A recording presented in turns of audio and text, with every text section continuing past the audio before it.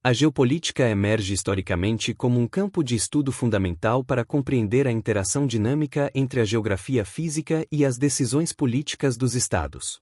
Ela busca interpretar como fatores geográficos, como território, recursos naturais, clima e demografia, influenciam a organização política e as relações internacionais de poder.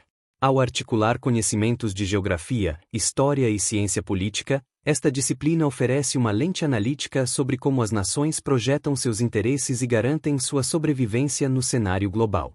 É um campo que tradicionalmente vincula a posse e o controle do solo à capacidade de exercer hegemonia e soberania.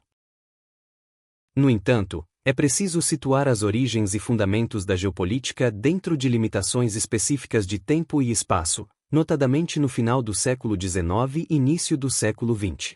O contexto espacial predominante era a Europa imperialista e as potências em expansão, onde o pensamento estratégico era voltado para a justificação da conquista territorial e a manutenção de impérios coloniais. Temporalmente, essas teorias nasceram em um mundo onde a guerra convencional e o domínio físico de rotas comerciais eram os únicos meios de supremacia, moldando conceitos que refletiam a rigidez das fronteiras e a competição darwinista entre as nações. No mundo contemporâneo, as noções de espaço e poder sofreram transformações profundas, expandindo-se para além das fronteiras físicas tradicionais.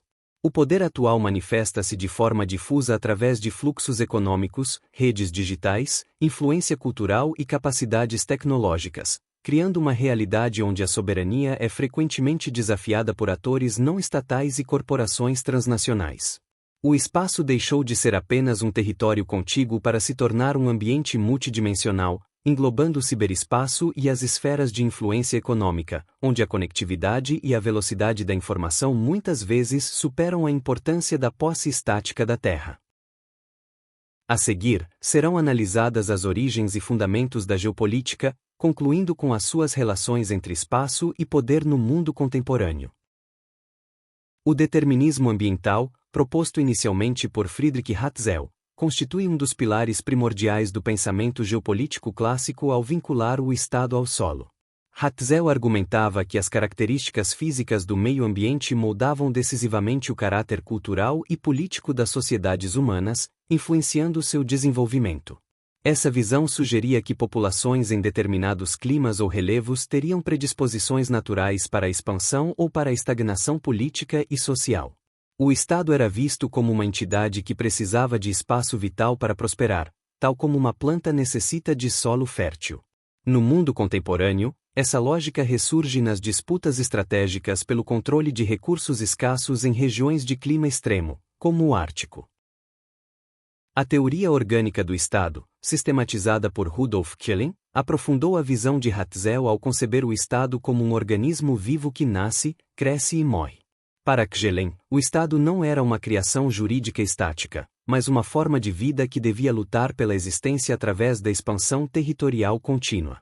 Essa analogia biológica servia para naturalizar a guerra e a conquista como processos fisiológicos necessários à saúde do corpo político nacional. As fronteiras eram vistas como órgãos periféricos dinâmicos, sujeitos a alterações conforme a vitalidade do Estado aumentava ou diminuía. Hoje, essa perspectiva orgânica se reflete na agressividade com que certas potências buscam expandir suas zonas de segurança e influência econômica para evitar o declínio nacional. O poder marítimo, ou Sea Power, teorizado pelo almirante Alfred Thayer Mann, deslocou o foco da Terra para o controle dos oceanos como chave para a supremacia global. Mann defendia que a prosperidade de uma nação dependia do comércio exterior, o qual exigia uma marinha mercante robusta e uma marinha de guerra capaz de proteger rotas e bases navais. A capacidade de controlar pontos de estrangulamento marítimo e negar o uso do mar aos adversários era considerada mais vital do que a simples extensão territorial continental. Essa doutrina impulsionou a corrida naval das grandes potências e a busca por colônias estratégicas ao redor do globo. Atualmente, a relevância do poder marítimo é visível na militarização do Mar do Sul da China e na proteção das rotas globais de suprimento energético. A teoria do Ertland, desenvolvida por Alfred Mackinder, introduziu a dicotomia entre poder terrestre e poder marítimo, alertando para o perigo de uma hegemonia continental eurasiática. Mackinder postulou que quem controlasse a Europa Oriental comandaria a ilha mundial, Eurásia e África, e, consequentemente, dominaria o mundo. Ele via a vasta região interior da Eurásia como uma fortaleza natural, invulnerável ao poder naval, capaz de gerar recursos suficientes para desafiar qualquer império marítimo. A área pivô geográfica seria o centro de gravidade da política internacional, onde os impérios terrestres teriam vantagem logística. Essa teoria continua a explicar as tensões modernas entre a OTAN e a Rússia, bem como a importância estratégica da Ásia Central. A Escola Alemã de Geopolitik, liderada por Karl Auchofer, instrumentalizou os conceitos anteriores para criar a doutrina do Lebensraum ou espaço vital. Auchofer combinou as ideias de Hatzel e Mackinder para justificar a expansão alemã como uma necessidade de autossuficiência econômica e defesa estratégica contra potências rivais. A teoria defendia a formação de grandes blocos pan-regionais dominados por potências centrais, onde as fronteiras seriam móveis e definidas pela capacidade de poder. O objetivo era criar uma autarquia continental que fosse imune a bloqueios navais e capaz de sustentar uma guerra prolongada. No cenário atual, ecos dessa doutrina são percebidos nas tentativas de formação de blocos econômicos autossuficientes e no nacionalismo territorial agressivo. A teoria do Himmler, proposta por Nicholas Spieckmann, reavaliou a tese de Mackinder ao argumentar que a faixa costeira da Eurásia era mais importante que o seu núcleo continental. Spieckmann afirmava que as regiões marginais, onde o poder marítimo e terrestre se encontravam, possuíam maior densidade populacional e recursos, sendo a chave para o equilíbrio global. Ele defendia que quem controlasse o Himmler dominaria a Eurásia, invertendo a lógica do Heartland e sugerindo uma estratégia de contenção das potências do interior. A segurança dos Estados Unidos dependeria de evitar que qualquer nação única dominasse essas orlas costeiras da Europa e Ásia. Essa visão fundamenta a atual política de alianças dos Estados Unidos no Indo-Pacífico para conter a ascensão de potências regionais. Conclui-se, parcialmente, que as origens da geopolítica, embora marcadas pelo determinismo e pelo contexto imperialista dos séculos XIX e XX, estabeleceram as categorias mentais essenciais de terra, mar e expansão. Essas teorias clássicas forneceram o vocabulário inicial para entender a competição interestatal, focando na sobrevivência do Estado através do domínio físico. Mesmo que o contexto tenha mudado, a lógica de competição espacial estabelecida por esses pensadores continua a reverberar nas estratégias de poder contemporâneas. O território constitui o fundamento material básico da geopolítica, representando a base física sobre a qual o Estado exerce sua soberania e jurisdição. Ele não é apenas um pedaço de terra, mas um espaço delimitado por fronteiras que contém a infraestrutura, a população e os centros de decisão política. A integridade territorial é vista como o valor supremo a ser defendido, pois sem ela o Estado perde sua capacidade de atuar como um ator independente no sistema internacional. O tamanho, a forma e a localização do território influenciam diretamente a vulnerabilidade ou a projeção de poder de uma nação. No mundo contemporâneo, a disputa por território se traduz em conflitos fronteiriços e na luta pelo reconhecimento internacional de novas áreas soberanas. Os recursos naturais representam um fundamento estratégico vital, pois a posse de matérias-primas essenciais define a capacidade industrial e militar de um Estado. A distribuição desigual de recursos como petróleo, gás, minerais raros e água potável cria dependências e vulnerabilidades que moldam as alianças e rivalidades internacionais. A segurança energética torna-se uma prioridade geopolítica, levando nações a intervir em regiões distantes para garantir o fluxo contínuo desses insumos. A escassez ou a abundância desses recursos pode funcionar tanto como uma bênção econômica quanto como uma maldição que atrai a cobiça externa. Hoje, a transição energética e a busca por minerais críticos para a tecnologia redefinem as relações de poder e as áreas de interesse global. A demografia atua como um fundamento dinâmico, onde a população é vista tanto como força de trabalho e mercado consumidor quanto como base para o recrutamento militar. A estrutura etária, o crescimento populacional, a educação e a saúde do povo determinam o potencial de longo prazo de uma nação para gerar riqueza e inovar. Movimentos migratórios podem alterar o equilíbrio étnico e social, gerando tensões internas ou servindo como ferramentas de pressão geopolítica entre estados vizinhos.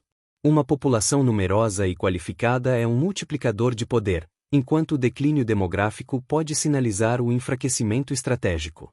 Atualmente, as migrações em massa e o envelhecimento populacional em potências desenvolvidas alteram profundamente a balança de poder e a estabilidade social. A morfologia e a topografia do Estado são fundamentos que analisam como a forma física e o relevo facilitam ou dificultam a defesa e a integração nacional.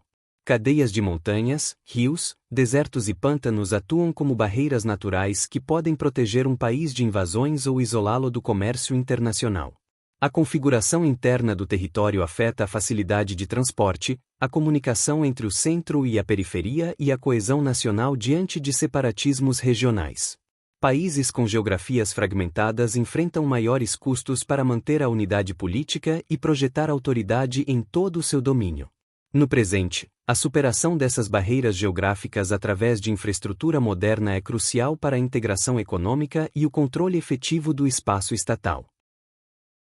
A circulação e as redes de transporte formam o fundamento da conectividade, permitindo o fluxo de bens, pessoas e forças militares através do espaço geográfico. O controle de rotas comerciais, ferrovias, portos e aeroportos é essencial para a projeção de poder econômico e para a logística de defesa em tempos de crise. A eficiência dessas redes define a velocidade com que um Estado pode mobilizar seus recursos e responder a ameaças ou oportunidades externas.